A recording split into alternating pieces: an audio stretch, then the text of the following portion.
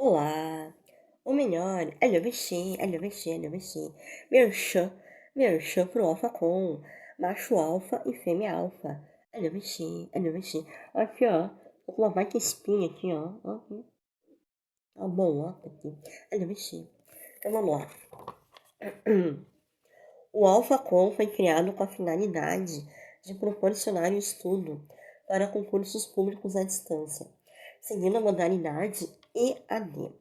O Alfacom tem hoje, além do online, 3 sedes para estudo presencial, 2 em Cascavel, no Paraná, e 1 em São Paulo, capital.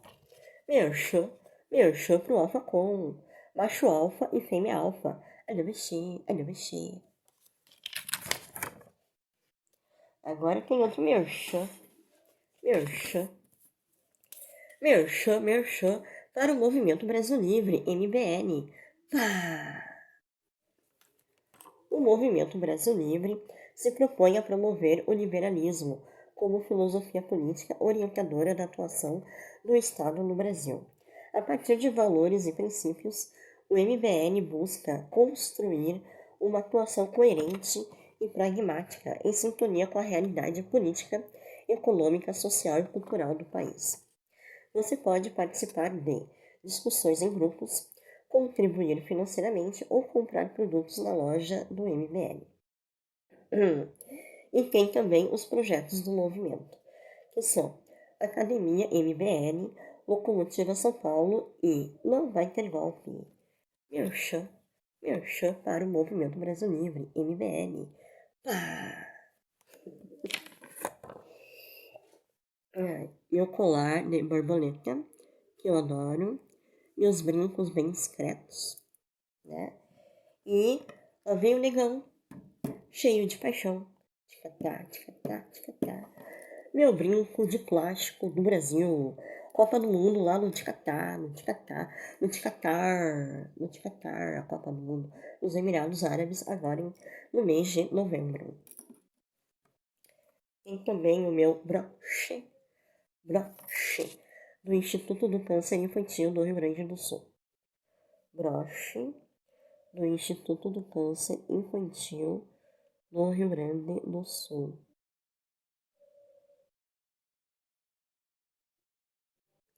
Tá? O Instituto é referência na assistência de crianças e adolescentes com câncer. Proporciona todo o auxílio necessário para a continuidade do tratamento.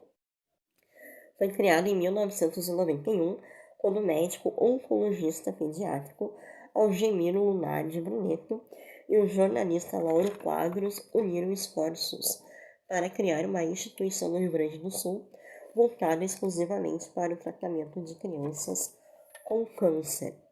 Então, meu broche no Instituto do Câncer Infantil do Rio Grande do Sul.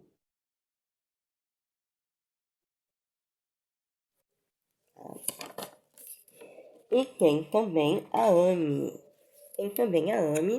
AME, atrofia muscular espinhal. Atrofia muscular espinhal. É uma doença rara, degenerativa, passada de pais para filhos e que interfere na capacidade do corpo de produzir uma proteína essencial para a sobrevivência dos neurônios motores, responsáveis pelos gestos voluntários vitais simples do corpo, como respirar, engolir e se mover. Tá? AME, atrofia muscular espinhal. Tá? Então, meu povo e minha pova, olá! Continuando com a leitura do livro Formação Econômica no Brasil, do Celso Furtado. Tá? Lembrando que eu estou lendo a parte 2, Economia Escravista de Agricultura Tropical, séculos XVI e XVII, capítulo 9, Fluxo de Renda e Crescimento. O capítulo 9 tem 15 parágrafos, tá? E hoje eu vou ler o parágrafo número 8. Tá? Hoje eu vou ler o parágrafo número 8.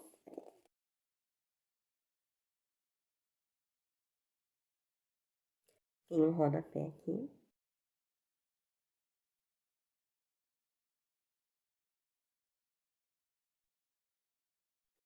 tá? Assim, ó, eu vou ler o parágrafo número 8. Eu vou ler o meu Amansa Burro que eu tenho aqui, né, que eu uso até hoje, meu Amansa Burro, e eu vou colocar também um mini Amansa Burro, uma legenda bem pequenininha, né, um resuminho do Amansa Burro que eu tenho aqui. Tá? Porque o linguajar tá bem econômico, tá? Mas aí o resuminho do vídeo é bem simples, tá? Eu vou ler o meu Amansa Burro aqui também, tá? Tá bem econômico o linguajar para vocês poderem entender melhor. O parágrafo número 8. Então, continuando a leitura. Os gastos de consumo apresentavam características similares. Tá? Parte substancial desses gastos era realizada no exterior com a importação de artigos de consumo, conforme vimos. Outra parte consistia na utilização da força de trabalho escravo para a prestação de serviços pessoais. Neste último caso, o escravo se comportava como um bem durável de consumo. O serviço que prestava era a contrapartida do dispêndio, tá? Do dispêndio, do gasto, da despesa. Tá? Então, o serviço que prestava era a contrapartida do dispêndio, da despesa inicial exigido na aquisição de sua propriedade, assim como o serviço prestado por um automóvel é a contrapartida de seu custo. Da mesma forma que a renda da coletividade não diminui quando os automóveis particulares se paralisam, tampouco se modificaria essa renda caso os escravos deixassem de prestar serviços pessoais a seus donos, tá? Então, a seus donos, rodapé 57. Eu grifei em verde aqui. A seus donos, rodapé número 57.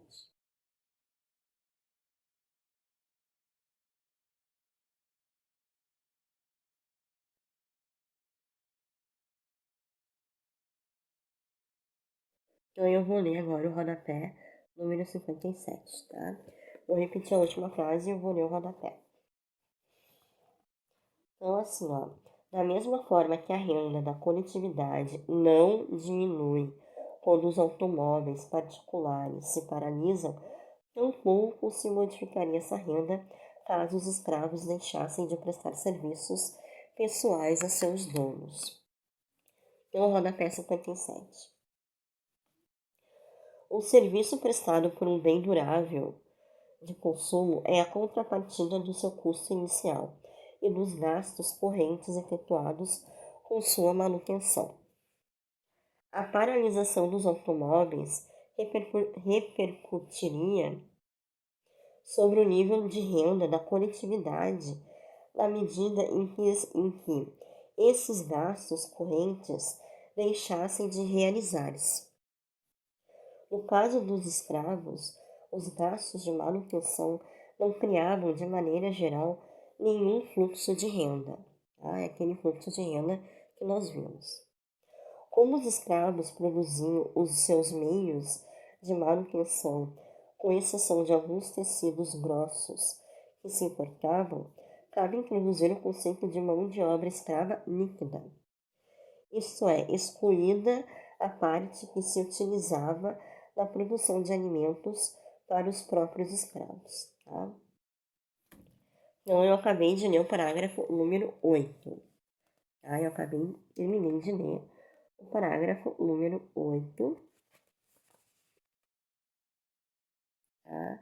Da parte 2, Economia Escravista de Agricultura Tropical, séculos XVI e XVII, referente ao capítulo 9, Fluxo de Renda e Crescimento.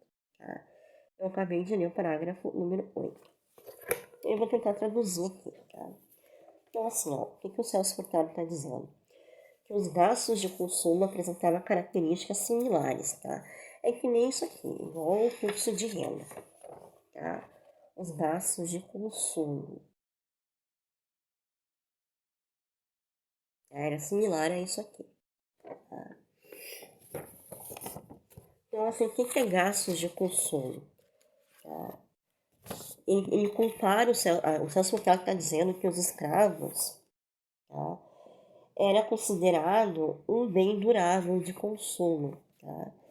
Além de ele ser um capital fixo, ele era considerado um capital fixo, como uma máquina e equipamento. E ele também era considerado escravo um bem durável de consumo. Tá? O que é um bem durável de consumo? Bens de consumo de uso durável, tá? Que tem como característica o fato de que podem ser usados por muito tempo, como móveis, eletrodomésticos e etc. Eles eram tratados como móveis e eletrodomésticos, os escravos. Maquinário, capital fixo. Tá? Então é isso que ele está dizendo, tá? O escravo se comportava como bem durável de consumo.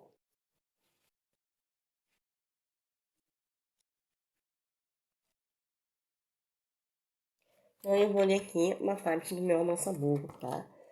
Bens e serviços. O conceito de bens e serviços, tá? Eu vou ler até aqui, tá? Até essa parte aqui, tudo isso aqui. Então prestem bem atenção no que eu vou ler. Vou ler com calma, para vocês entenderem. Bens e serviços. De modo geral, pode-se dizer que bem é tudo aquilo que permite satisfazer uma ou várias necessidades humanas. Por essa razão, um bem é procurado, porque é útil. Os bens são classificados quanto à raridade em bens livres e bens econômicos. Os bens livres, como já dissemos no tópico anterior, são aqueles que existem em quantidade ilimitada e podem ser obtidos com pouco ou nenhum esforço humano. Nessa categoria estão a luz solar, o ar, o mar e etc., que são bens porque satisfazem necessidades, mas cuja utilização não implica relações de ordem econômica. A principal característica dos bens livres é a de que não possuem preço, tem preço zero. Os bens econômicos, ao contrário, são relativamente escassos e supõem a ocorrência de esforço humano na sua obtenção. Tais bens apresentam como característica básica o fato de terem um preço maior que zero. Quanto à natureza, os bens econômicos são classificados em dois grupos: bens materiais ou bens propriamente ditos, e bens imateriais ou serviços. Os primeiros são de natureza material, sendo, portanto, tangíveis, e a eles podemos atribuir características como peso, altura e etc. Alimentos, roupas e livros são exemplos de bens materiais. Os serviços, ao contrário, são intangíveis, ou seja, não podem ser tocados. Fazem parte dessa categoria de bens os cuidados de um médico, os serviços de um advogado, os serviços de transporte, etc., que acabam no mesmo momento de sua produção. Isso significa que a prestação de serviços e sua utilização são praticamente instantâneas. Outra característica dos bens imateriais é a de que eles não podem ser estocados. Exemplificando, pode-se estocar bilhetes de metrô, que dão ao seu possuidor o direito de viajar nesse meio de transporte. As viagens de metrô, entretanto, que são a própria prestação de serviço, não podem ser estocadas. Quanto ao destino, os bens materiais classificam-se em bens de consumo e bens de capital. Bens de consumo são aqueles diretamente utilizados para a satisfação das necessidades humanas. Podem ser de uso não durável, ou seja, que desaparecem uma vez utilizados. Alimentos, cigarros, gasolina, etc. Ou de uso durável, bens de consumo durável, que tem como característica o fato de que podem ser usados por muito tempo, móveis, eletrodomésticos, etc. Os bens de capital ou bens de produção, por sua vez, são aqueles que permitem produzir outros bens. São exemplos de bens de capital: as máquinas, computadores, equipamentos, instalações, edifícios, etc. Tanto os bens de consumo quanto os bens de capital são classificados como bens finais, uma vez que já passaram por todos os processos de transformação possíveis, significando que estão acabados. Além dos bens finais, existem ainda os bens intermediários, que são aqueles que ainda precisam ser transformados para atingir sua forma definitiva.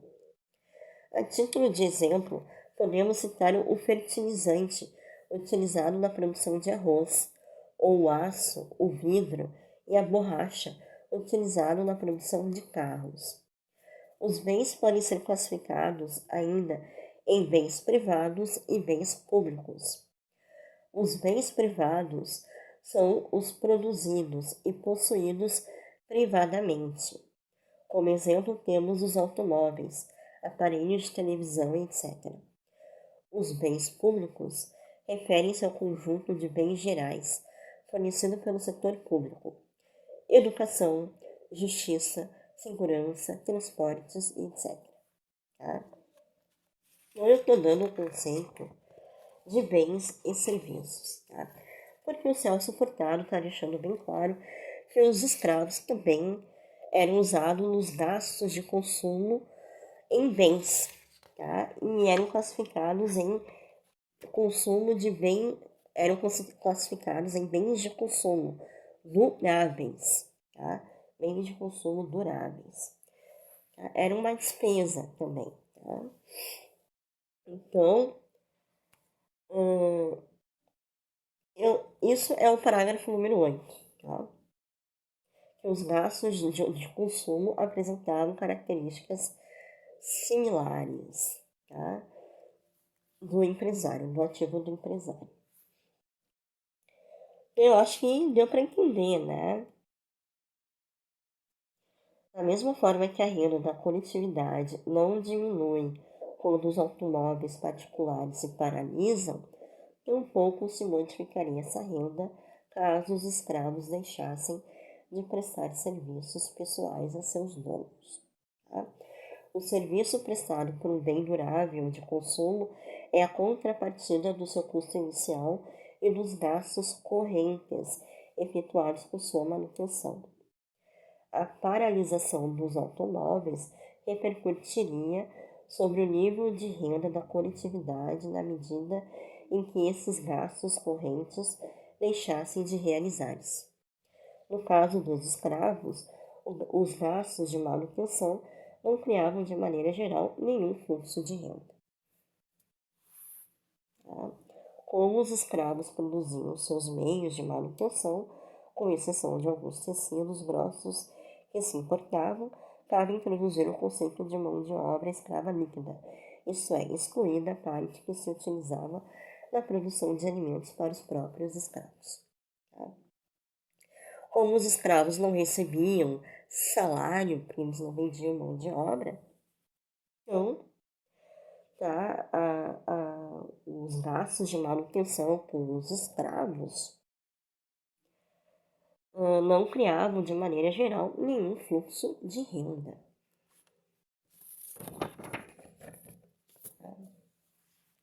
O gasto era mínimo, praticamente. Né? Então tá, amanhã, tá, Lembrando que vai ter legenda bem simplesinho aqui, reforçando o que eu li aqui, tá? Amanhã, se não houver nenhum imprevisto, eu pretendo ler o parágrafo 9, que é bem grande o parágrafo 9, tá? Amanhã, se não houver nenhum imprevisto, eu pretendo ler o parágrafo número 9. Começa aqui. Continua até aqui, tá? Parágrafo 9.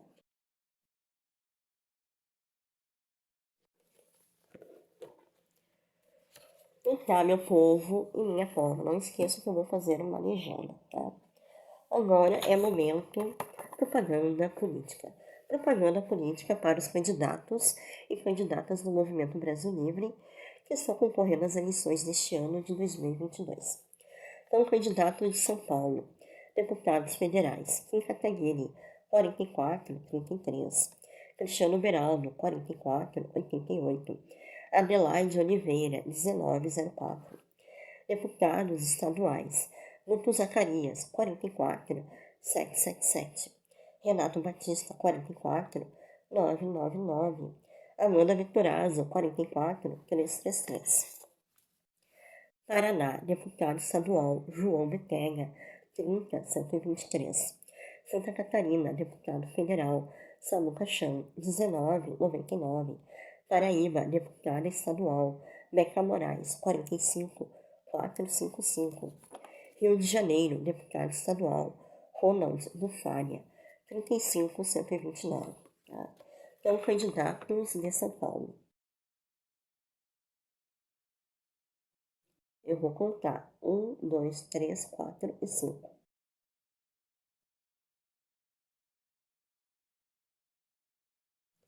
Candidatos do Paraná, Santa Catarina e Paraíba.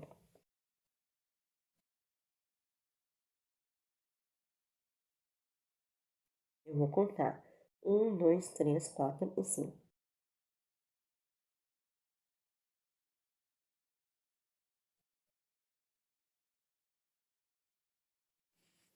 E o candidato do Rio de Janeiro.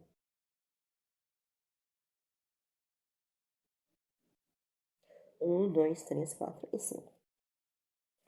Boa sorte para os candidatos e candidatas do Movimento Brasil Livre que estão concorrendo às eleições deste ano de 2022. Tá? Amanhã, se não houver nenhum imprevisto, eu volto. Continuando com a leitura do Celso Furtado, Formação Econômica do Brasil. Tchauzinho!